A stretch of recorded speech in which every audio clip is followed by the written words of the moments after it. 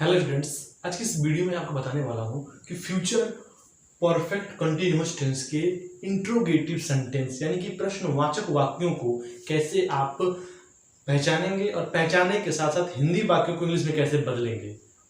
तो उसके लिए हमें पहचान लेना बहुत ज़रूरी है कि वाकई में जिस वाक्य को हम बदल रहे हैं वो किस टेंस का है और किस रूप में है। तो आज की इस वीडियो किस पे होने वाली है? फ्यूचर परफेक्ट कंटीन्यूअस टेंस के इंट्रोगेटिव सेंटेंस। यदि आपको अफर्मेटिव और निगेटिव वीडियो देखनी है तो आप डिस्क्रिप्शन से उसका लिंक लेकर उसको वीडियो को देख सकते हैं। यदि आप देख लिए हैं तो आज की वीडियो शुरू करते हैं। फ्यूचर परफेक्ट कंटीन्यूअस टेंस के इंट्रोगेटिव सेंटेंस यानी कि प्रश्नवाचक वाक्य। प्रश्नवाचक वाक्य को पहचानने का सबसे आसान तरीका यह है कि वाक्य के अंत में आपको प्रश्नवाचक सिंबल दिख जाएगा, तो आप 100% श्योर हो जाएंगे कि यह प्रश्नवाचक वाक्य है। लेकिन किस टेंस का है यह पहचानना है तो आपको क्या पता होना चाहिए? रहे, रहा होगा, रहे होंगे, रही होगी तथा समय के साथ दिखता है तो वह हिंदी वाक्य फ्यूचर परफेक्ट कंटीन्यूअस टेंस कहलाता है। लेकिन उसी हिंदी वाक्य में प्रश्नवाचक सिंबल दिख जाता है तो क्या हो जाएगा? वो प्रश्नवाचक वाक्य हो जाएगा। किसका? फ्यूचर परफेक्ट कंटीन्यूअस टेंस का। तो हिंदी वाक्य को तो आसानी से आप पहचान सकते हैं। हिंदी वाक्य की शुरुआत क्या रहेगी? क्या से होगी। किससे होगी? क्या से होगी। और वाक्य के अंत में क्या मिलेगा? प्रश्नवाचक सिंबल मिलेगा। क्या मिलेगा? तो वह हिंदी वाक्य क्या कहलाएगा? फ्यूचर परफेक्ट कंटीन्यूअस टेंस का इंट्रोगेटिव सेंटेंस कहलाएगा। लेकिन वाक्य के अंत में क्या होगा? रहा, होंगे, रहे होंगे, रही होगी समय के साथ मिलेगा, यानी कि इसमें टाइम भी होगा और क्या होगा? रहा होगा, रहे होंगे, रही होगी वाक्य के अंत में भी होगा, तो वह हिंदी वाक्य कहलाएगा फ्यूचर परफेक्ट कंटीन्यूअस टेंस का प्रश्नवाचक वाक्य।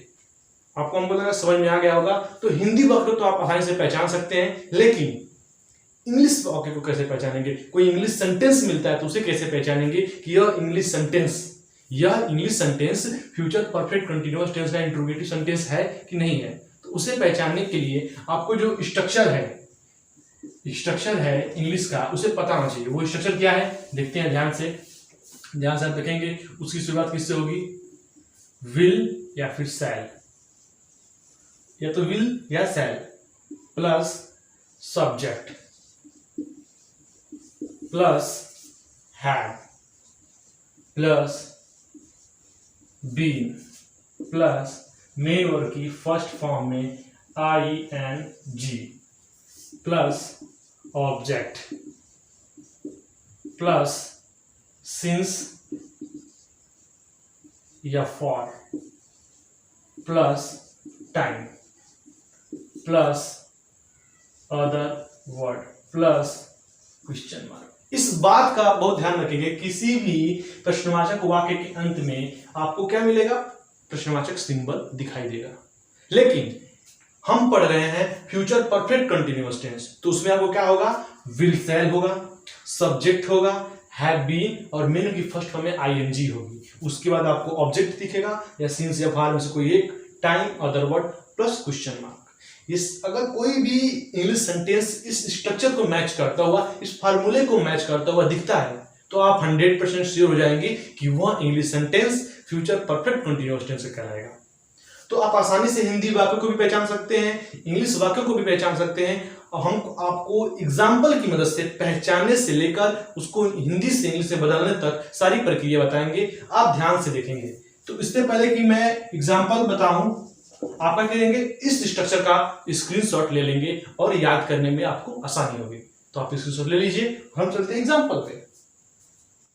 जैसा कि मैं बोला आपको स्क्रीनशॉट लेने के लिए स्ट्रक्चर का, इंग्लिश स्ट्रक्चर का तो आपने ले लिया है, तो हम हिंदी एग्जाम्पल पे चलते हैं। तो सबसे बड़ा जो डाउट है कि हिंदी एग्जाम्पल हमें कोई दिखता है तो उसे हम पहचान नहीं पाते हैं, तो मैं पहले पहचानना बताऊंगा। पहचानने के बाद मैं इसे हिंदी में कैसे बदलते हैं, किस ट्रिक का प्रयोग करते हैं वो बताऊंगा। तो पहले कोई भी हिंदी वाक्य मिले उसे एक बार पढ़िए। हम पढ़ते हैं, क्या बच्चे सुबह से फुटबॉल खेल रहे होंगे? जब मैं इस हिंदी वाक्य को पढ़ा तो हिंदी वाक्य के अंत में मुझे क्या मिला?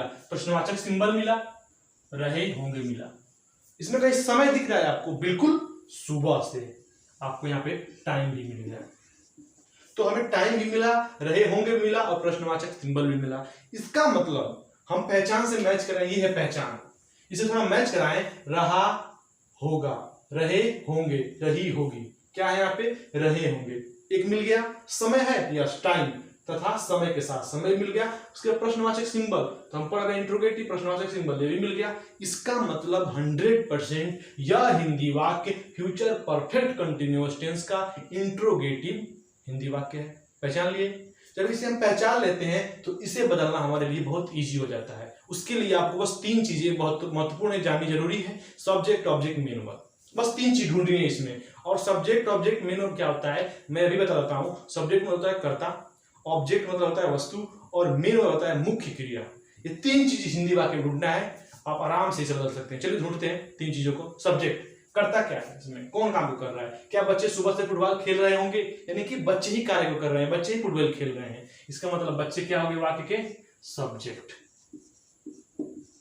लिख दिया हमने सब्जेक्ट। उसके बाद क्या है? ऑब्जेक्ट। तो ऑब्जेक्ट मतलब क्या होता है? ऑब्जेक्ट यानी कि वस्तु। इसमें वस्तु आपको दिख रही है, बिल्कुल, फुटबॉल इज ऑब्जेक्ट। लिखेंगे यहाँ पे ऑब्जेक्ट। हम क्यों लिख रहे हैं ऐसे? क्योंकि हम जब इसे बनाएं, बदले, तो हमारे लिए बहुत आसान हो, किसी भी चीज को ढूंढना ना पड़े, इसीलिए मैं इस ट्रिक को फॉलो करता हूं। तो सब्जेक्ट, ऑब्जेक्ट, और उसके बाद क्या है? मेन वर्ब यानी कि मुख्य क्रिया। मुख्य क्रिया क्या है? कोई ना कोई क्रिया। तो इसमें कौन सी क्रिया हो रही है? इस हिंदी वाक्य में कौन सी क्रिया हो रही है? खेलने की, फुटबॉल खेलने की। तो फुटबॉल तो ऑब्जेक्ट हो गया, और खेलने की क्रिया यानी कि मेन वर्ब की फर्स्ट फॉर्म हो गई। तो हमने सब्जेक्ट ढूंढा, ऑब्जेक्ट ढूंढा, मेन वर्ब की फर्स्ट फॉर्म भी ढूंढ ली, टाइम भी ढूंढ लिया। टाइम तो वैसे आपको दिख जाएगा आसानी से। अगर सुबह से टाइम होगा 5 घंटे, 10 घंटे, 1 दिन, 2 साल, ऐसे आपको टाइम मिल जाएगा। यानी कि हमने क्या मिला? हमें सब्जेक्ट मिला, टाइम मिला, ऑब्जेक्ट मिला, मेनू की फर्स्ट फॉर्म हमें मिल गई। और हम इस हिंदी वाक्य को पहचान भी लिए हैं, यह फ्यूचर परफेक्ट कंटिन्यूअस का इंट्रोगेटिव यानी कि प्रश्नवाचक वाक्य है। अब हमें इसे बदलना है, किसमें? इंग्लिश में। तो इसे बदलने के लिए हमें एक स्ट्रक्चर याद होना चाहिए। ये स्ट्रक्चर किसका है? तो इंट्रोगेटिव का। इसीलिए मैं आपको बोला कि इसका स्क्रीनशॉट ले लीजिए।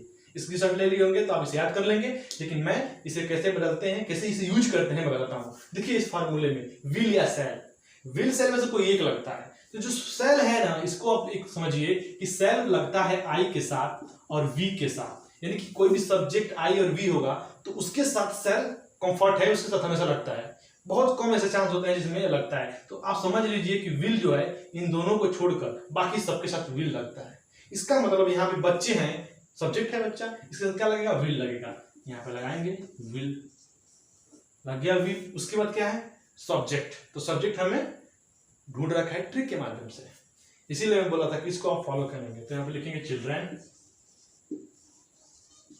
लिख दिया हमने चिल्ड्रन, विल चिल्ड्रन। उसके बाद क्या है? Have been. तो हैव बीन में कोई ढूंढने की जरूरत नहीं है, हैव बीन टोटल लग जाएगा वैसे ही। यहाँ पे लगा देंगे हैव बीन, हैव बीन। देखिए हमने लिख दिया विल चिल्ड्रन हैव बीन। उसके बाद क्या है? मेन वर्ब की फर्स्ट फॉर्म। तो मेन वर्ब की फर्स्ट फॉर्म ढूंढ रखा है हमने, इसीलिए ढूंढ रखा है कि जब हम इसे हिंदी में बदले, हिंदी से इंग्लिश में चेंज करें, तो हमें किसी भी चीज को ढूंढने में गलती ना हो जाए। ठीक है, तो हम क्या करेंगे यहाँ पे? खेल, खेलना क्या? प्ले। देखेंगे यहाँ पे प्ले। लेकिन मेन वर्ब की फर्स्ट फॉर्म में आईएनजी, तो इसमें आराम से लगा देंगे ING।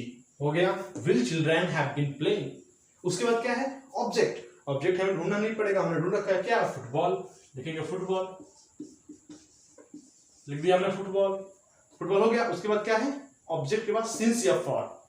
आप कहेंगे सिंस लगाएंगे कि फॉर लगाए। देखिए यदि समय निश्चित है तो आप सिंस लगाएंगे, यदि समय अनिश्चित है तो फॉर लगाएंगे। अब कहेंगे इसे कैसे पहचानेंगे? तो इसे पहचानना बता देते हैं आपको। देखिए सुबह से बच्चे सुबह से खेल रहे हैं, सुबह से खेल रहे हैं यानी कि फिक्स है कि बच्चे सुबह से खेल रहे हैं। यदि आपको पता बच्चे 2 घंटे से खेल रहे हैं तो ये फिक्स नहीं है कि बच्चे किस 2 घंटे से खेल रहे हैं, रात के 2 घंटे से खेल रहे हैं कि सुबह के 2 घंटे से खेल रहे हैं। इसीलिए यहाँ पे क्या लगेगा? सिंस लगेगा। लगा देंगे, लगा दिया हमने सिंस, फुटबॉल सिंस। उसके बाद क्या है? टाइम। टाइम हमें ढूंढने की जरूरत नहीं है, ढूंढ रखे हैं सुबह से यानी कि मॉर्निंग। हो गया। उसके बाद क्या है? Other word. वाक्य में अदर वर्ड होगा तो लिखते हैं, नहीं होगा तो छोड़ देते हैं। उसके बाद क्या लगाएंगे? प्रश्नवाचक सिंबल। इसे आप मत भूलिएगा, क्योंकि इसे भूल जाएंगे तो आपका वाक्य गलत माना जाएगा। तो आप क्या करेंगे? कोई भी हिंदी वाक्य मिले पहले उसे पहचानिए, उसके बाद उसमें सब्जेक्ट ऑब्जेक्ट में लगी फंक्शन ढूंढिए। उसके बाद आप ट्रिक को, अगर इस फॉर्मूले को, स्ट्रक्चर को याद किए तो अच्छी बात है, ये याद किए तो उस हिंदी वाक्य के नीचे लिखिए। उसके बाद आप क्या कीजिए, जैसे मैंने आपको बताया है वैसे 2-4 एग्जाम्पल कीजिए, करने से होगा। जब करोगे तो डाउट होगा, जब डाउट होगा तो निश्चित है हमसे नहीं किसी ना किसी से पूछोगे, तो कमेंट आपके लिए, कमेंट कीजिए, सारी डाउट आपको बताया जाएगा। यदि इतने समझाने के बावजूद भी आपको नहीं आता है तो भी, अगर वीडियो अच्छी लगी है, ट्रिक अच्छा लगा है आपको, इस ट्रिक से आपने कुछ सीखा है, तो अपने फ्रेंड को शेयर करें, वीडियो को लाइक करें, सब्सक्राइब करें चैनल को, कि आसान से आसान तरीके से आपको मैं इंग्लिश ग्रामर का आसान से आसान ट्रिक प्रोवाइड करूं, आपको देता रहूं। इसके लिए मैंने एक एग्जांपल दिया, समय ज्यादा ना हो जाए, आप एग्जांपल दूसरा लीजिए, प्रैक्टिस कीजिए। कोई भी दिक्कत हो तो कमेंट कीजिए। मिलते हैं अगली वीडियो में। ओके।